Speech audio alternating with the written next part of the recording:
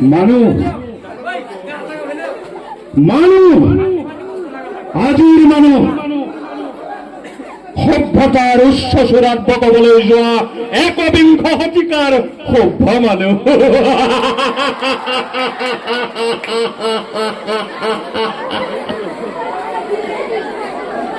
সমাজ, সভ্য সমাজ, এইখন সভ্য সমাজতে সিহঁতে বাস কৰে। কিন্তু এইখন সমাজত জানো মানুহ আছে? নাই, মানুহ নাই।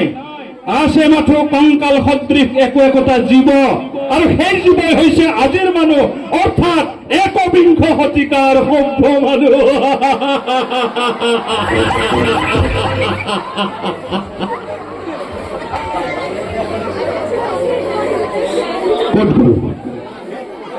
ক'ত গ'ল মানুহৰ মানৱতা? সকলো লুপ্ত হৈ গৈছে নহয়। যাবই, নেযাবই বা কিয়?